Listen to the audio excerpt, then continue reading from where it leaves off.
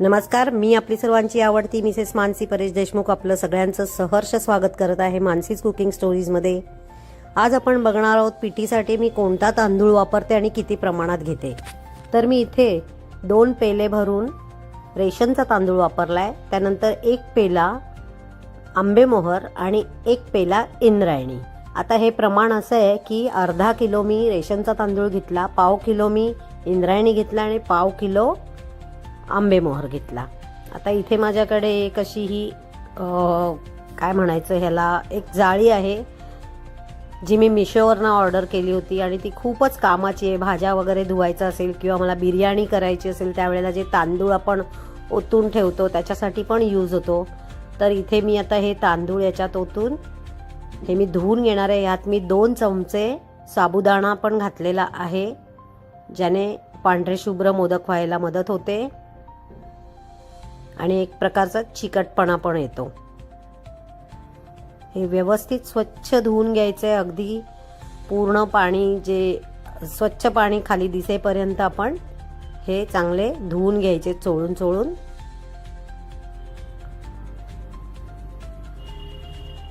आणि आता असंच नळ बंद करून हे इथे सोडून द्यायचे। एक 10-15 मिनिटांनी आपण याच्याकडे बघूया, तोपर्यंत आपण चव बघून घेऊया कारण आज आपल्याला आहे मोदकाची ऑर्डर। तर इथे मी 1 चमचाभर तूप घेतलंय आणि त्यामध्ये मी आता थोडीशी खसखस घालून घेणार आहे। इथे आपल्याला साधेच मोदक द्यायचे, ड्रायफ्रूट नाहीये। आणि दुसरी गोष्ट मला 14-15च मोदक द्यायचे आहेत, पण तरी मी चव बनवून ठेवतेय एक्स्ट्राचा। आणि इथे आता मी 1 वाटी गूळ घेतलंय, हे काजल गूळ आहे जे खरंच इतकं छान आहे की त्याच्यामध्ये एका वाटीला 3 वाटी चव मावतो। तर आजचा गूळ अजूनच छान आहे, बहुतेक याच्यामध्ये 3-3.5 वाट्या चव लागेल। पूर्ण गूळ वितळू द्यायचा आहे। हा माझ्याकडे मी चिरून ठेवलेलाच असतो घरामध्ये, कारण की मला कधीही ऑर्डर येते मोदकाची, त्यावेळेस मला ही तयारीत राहावं लागतं। आणि आता इथे फायनली आपला गूळ वितळलेला आहे आणि त्याच्यात मी 1 वाटी खोबरं घालून घेतलंय।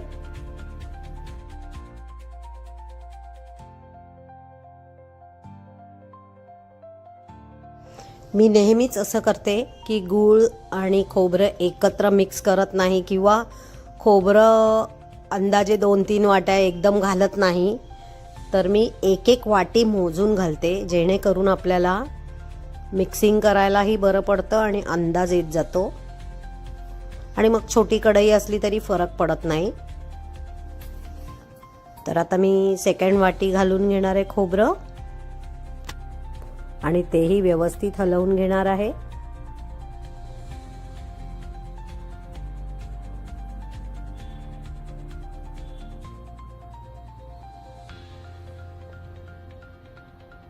हे चांगलं मिक्स झालं।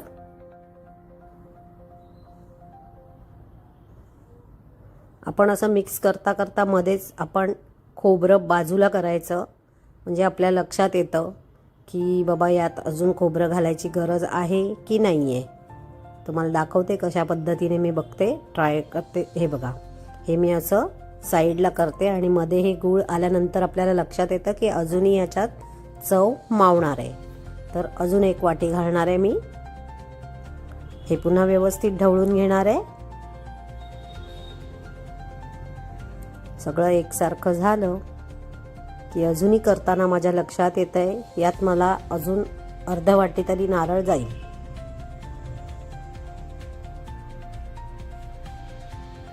तर इथे मी अजून जवळजवळ अर्धी वाटी नारळाचा चव घालून घेते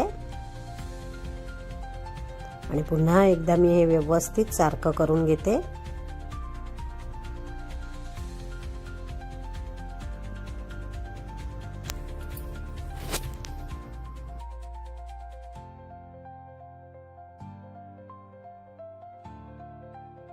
आता यामध्ये मी अगदी चिमूटभर मीठ आणि 1 ते 1.5 चमचा जायफळ आणि वेलची पूड घालणार आहे आणि हे पुन्हा व्यवस्थित सारखं करून घेणार आहे.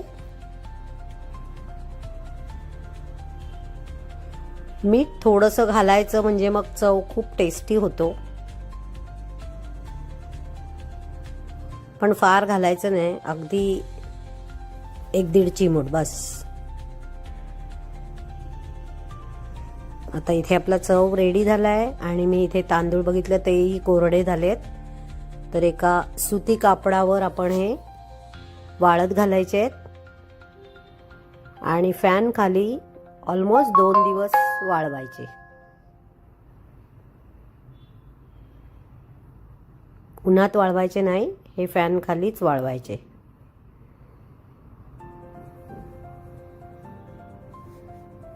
पातळ लेयर असा त्याचा करून घ्यायचा, म्हणून असा हात फिरवून एकदम व्यवस्थित पातळ लेयर करायचा, म्हणजे मग ते आपले लवकर वाळतात.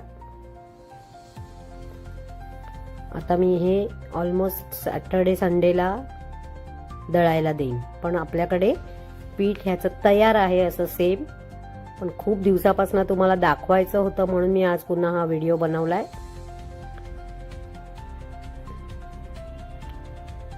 तोपर्यंत आता आपण बघूया जे घरात पीठ आहे त्यातनं मोदक कसे करायचे. हे प्रमाण तुमच्या लक्षात आलं ना, 1/2 किलो रेशनचा तांदूळ, 1/2 किलो इंद्रायणी आणि 1/2 किलो आंबेमोहर. जर आंबेमोहर नसेल तर तुम्ही बासमती पण 1/2 किलो घालू शकता, पण इंद्रायणी घालायचाच कारण त्याला चिकटपणा खूप असतो आणि त्याने मोदक चांगले बनतात. तर इथे मी आता एक कढई ठेवली आहे आणि त्यामध्ये 1 पेला पाणी घालून घेतलंय, म्हणजे 1/2 लिटर पाणी घातलंय. त्यात चवीपुरतं मीठ आणि अर्धा चमचा साखर घालून घ्यायचंय आणि अगदी थोडं म्हणजे अर्धा चमचाच तूप घालून घेतलंय. आता ह्या पाण्याला चांगली उकळी आली की मग आपण ज्या भांड्याने आपण पाणी ठेवलं त्याच भांड्याने पीठ घालून घ्यायचंय. हे पीठ ऑलमोस्ट 1/2 किलो आहे. आता हे व्यवस्थित हलवून घ्यायचंय आणि एक झाकण ठेवून एक 5 मिनिटं तरी आपण ह्याला वाफवायचंय. आधी हे व्यवस्थित सगळं मिक्स करून घ्यायचं आणि नंतरच झाकण ठेवायचं, आणि झाकण खूप वेळ ठेवायचं नाही. अतिवाफ घेतलेली पण चांगली नाही, मग ते पीठ एकदम मऊ होतं आणि आपल्याला मोदक करायला फार हार्ड जातात. हार्डली एक 3 ते 4 मिनिटच वाफवा, जास्त वाफवू नका मी तर म्हणेन.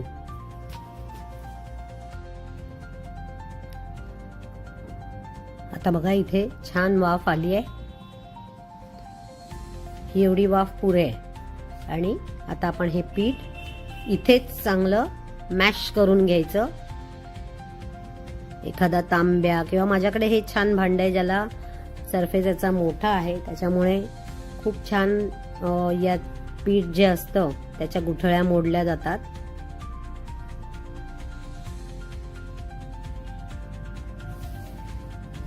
तुम्ही तांब्या घेतलात तरी चालेल, ग्लास किंवा मोठी वाटी वगैरे, पण हात भाजणार नाही असं काहीतरी भांड घ्यायचं शक्यतो. आता हे पीठ आपण सर्व काढून घ्यायचंय परातीमध्ये आणि ही जी कढई दिसते याच्यामध्ये आपण पाणी घालून घ्यायचंय, जेणेकरून जे चिकटलेलं सर्व पीठ आहे हे निघून जाईल आणि आपल्याला सर्व पदार्थाचा यूज होईल, म्हणजे काहीही वाया जाणार नाही. आता हे पुन्हा मी जरा गरम असल्यामुळे यानेच थोडं मी मळून घेतेय जवळजवळ, म्हणजे याने थोडंसं काम हलकं होतं. हे असं मळून घेतल्यामुळे नंतर जास्त मेहनत करायची गरज लागत नाही.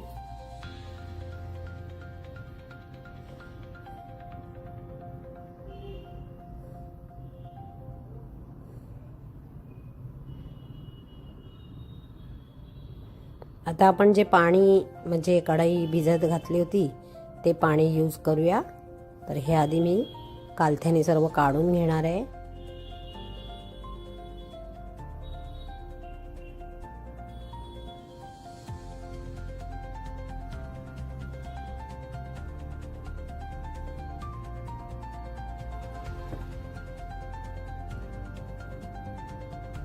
हे पहा, इथून सर्व मी आता हे क्लीन केले कढई, आणि हे पाणी सर्व यूज करणार आहे पीठ भिजवण्यासाठी.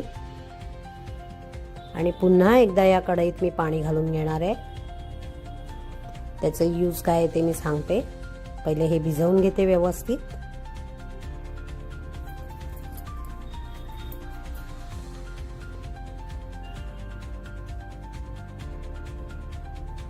आता थोडंसं पीठ कोमट झालंय, त्यामुळे आपण व्यवस्थित मळू शकतो.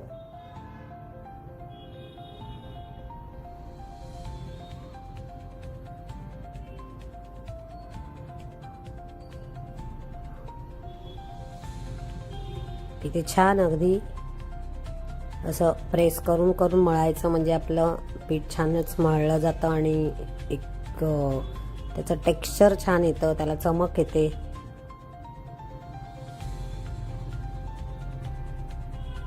आणि याला जास्त तेल किंवा तूप वापरायचं नाही. अगदी आता हे गोळा होण्यापुरतं थोडंसं तेल, एक अर्धा चमचा वगैरे बस होईल तेल. शक्यतो आपण पाणी आणि पीठ जास्त वापरायचं, म्हणजे मोदक वळताना पण पाणी, आणि ज्यांना पाण्याने जमत नाही तर सुकं पिठाने आपण वळू शकतो. पण तेल जस्ट नावाला ठेवायचं जवळ, तेल जास्त वापरायचं नाही. हे बघा, आता आपला हा गोळा तयार झाला आहे आणि याच्यात ऑलमोस्ट 15 ते 16 मोदक बनतील.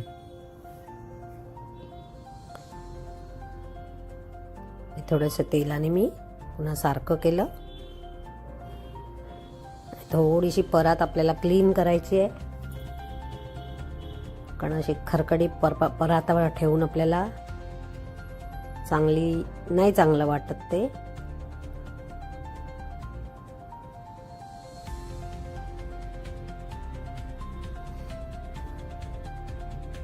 हे पहा, इथे मी सगळं छान क्लीन करून घेतलंय. आता आपण काय करायचंय, जे कढईमध्ये पाणी ठेवलं होतं त्याच्यामध्ये हा गोळा घालून घ्यायचा आहे. एकदा मी पुन्हा स्वच्छ सगळं करून घेते कढई. आणि जे काही पीठ लागलं असेल ते मी घेऊन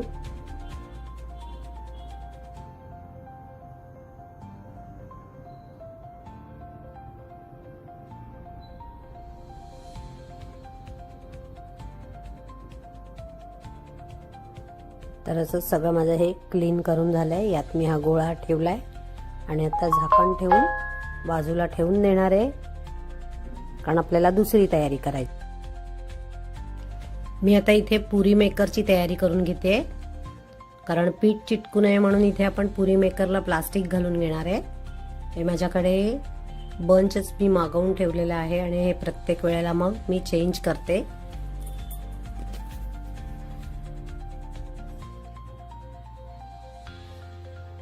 इथे ते व्यवस्थित असं खेचून घेऊन पॅक करायचं आणि सेलो टेप लावायची.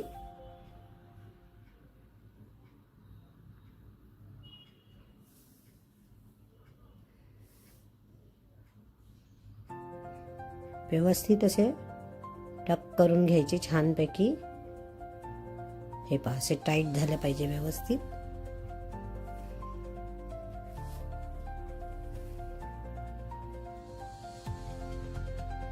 इथे ह्या पिठाचा मी अर्धा गोळा घेतलेला आहे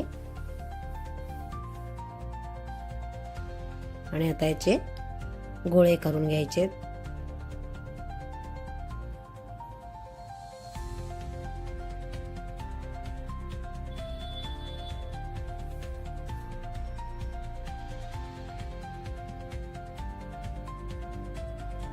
इथे आपण आता असे गोळे करून घेतोय.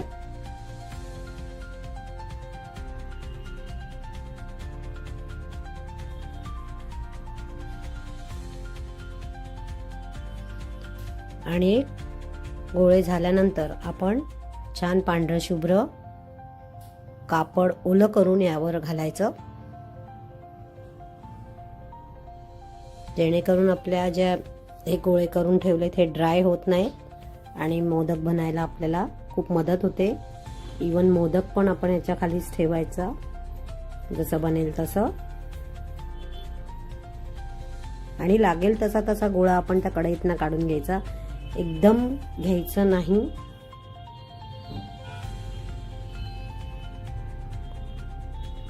अदरवाईज आपलं पीठ ड्राय होऊ शकतं. जसं जसं लागेल 7-7, 8-8 ची बॅच घ्यायची. इथे एका वाडग्यामध्ये पाणी घ्यायचं, तेल घ्यायचं, पण तेल काय जास्त यूज करावं लागत नाही. आणि आपलं इथे पुरी मेकर आहे, ज्याला मी दोन्ही साईडनी तयार करून ठेवलंय.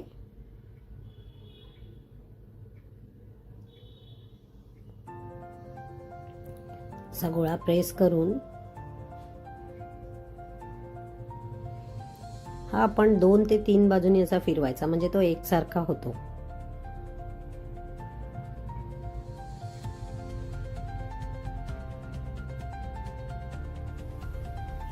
आपली पारी तयार आहे.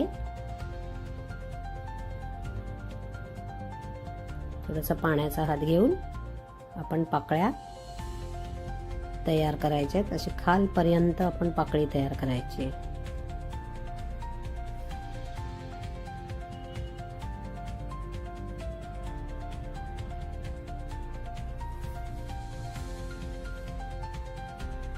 आणि जितकं पॉसिबल आहे तेवढ्या पाकळ्या जवळ करायच्या आणि खालीपर्यंत करायच्या, म्हणजे मोदक आपला सुबक दिसतो.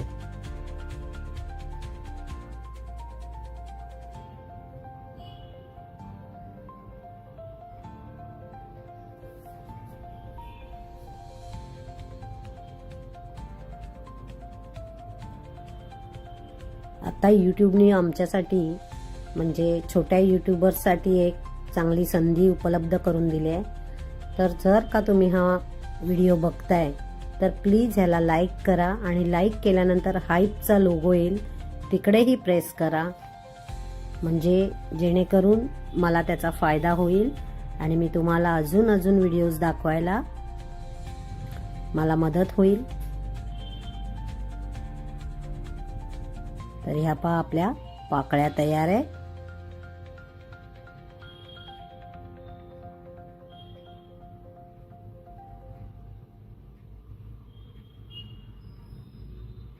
यात आता चव घालून घेऊया आपण. साधारण 3 चमचे चव यात मावतो. व्यवस्थित भरायचा, म्हणजे काय की नुसतंच पीठ लागलं नाही पाहिजे, मोदक छान भरला गेला पाहिजे.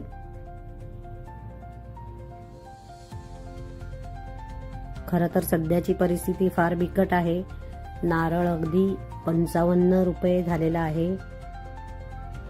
म्हणजे लास्ट इयर मी जे 22 रुपयाला नारळ घेत होते ते यावर्षी 50 ते 55 रुपयाला मिळतोय. तर आम्ही मोदकाची कॉस्ट कशी ठरवायची हा अजून मोठा पडलेला प्रश्नच आहे.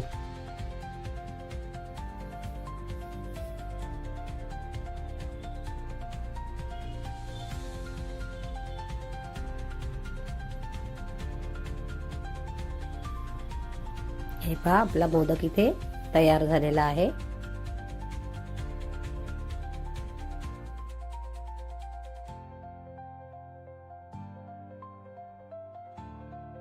हा पहा अगदी व्यवस्थित झालाय. मी अजून एक करून दाखवते.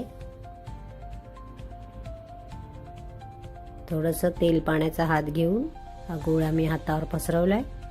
आता पुरी मेकर मध्ये मी हा 3 वेळा फिरवून घेते. थोडा तेलाचा हात लावलाय.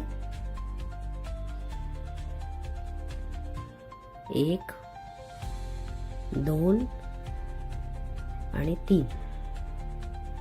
हे पहा थोडा एका साईडला जाड वाटला की चौथी वेळ. अशी छान एकसारखी पारी होते जर तुम्ही असं फिरवून केलं तर. आता आपण पाकळ्या करून घेऊया.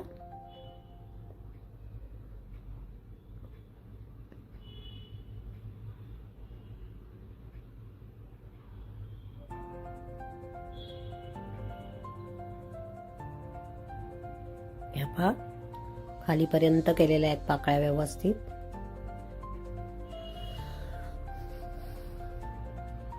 पहिले 1-2 मोदक थोडासा प्रॉब्लेम होतो, पण नंतर ते छान मुरत जातं पीठ आणि मग मोदक अगदी बिनधास्त मस्त करता येतात. पुढे पहिले 1-2 करताना थोडंसं चिवटपणा असतो, त्यामुळे हाताला चिटकत असतं किंवा काय. मग एक प्रकारे आपल्याला ती सवय होऊन जाते आणि मोदक छान व्हायला लागतात. बघा किती सुंदर पाकळ्या झाल्यात आणि भरपूर झाल्यात. मी इथे 1-2 पाकळ्या मी बाकी ठेवते करायच्या. मग अशी मी दाखवलं नव्हतं, आत्ता दाखवते तुम्हाला, जेणेकरून आपल्याला सारण भरायला व्यवस्थित जमतं, कारण ती ओपन असते. आणि एकदा सारण भरून झालं की मग उरलेल्या 2 पाकळ्या करून घ्यायच्या, 2 किंवा 1 जसं असेल त्या भागात जेवढ्या बसतील तेवढ्या.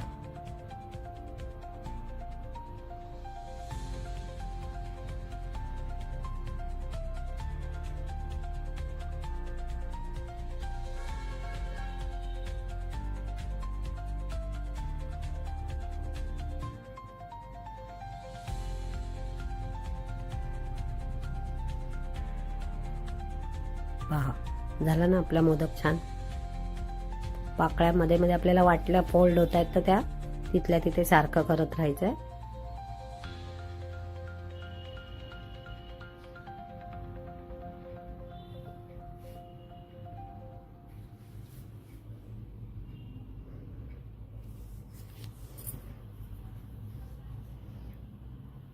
असे आपण आता सर्व मोदक इथे तयार करून घेतलेले आहेत. माझ्याकडे आणायचं केळीचं पान होतंच, तर मी आता तेही ठेवलंय. आणि आपण इथे मोदक उकडून घेऊया. मी आता सध्या याच्यामध्ये 10 मोदक उकडते. जास्त जवळजवळ पण ठेवून चालत नाही, म्हणून मी 10च करते. नाहीतर याच्यात 11 ते 12 खरं मोदक बसतात, पण मी नाही करत. मी थोडे सुटसुटीत ठेवते, म्हणजे कसं चिटकत नाहीत ते. केळीचं पान घातल्याने पण खूप छान, अगदी त्याच्यात एक तर त्याला फ्लेवर पण येतो आणि दुसरी गोष्ट चिटकत नाही. केळीचं पान मी फक्त ओलं करून घेतलं, म्हणजे धुवून घेतलंय. बाकी त्याला तेल वगैरे लावायची गरज नाही. आता यावर झाकण घालून घ्यायचंय आणि एक 6 ते 7 मिनिटं याला वाफ द्यायची. दॅट्स इट, आपले मोदक तयार.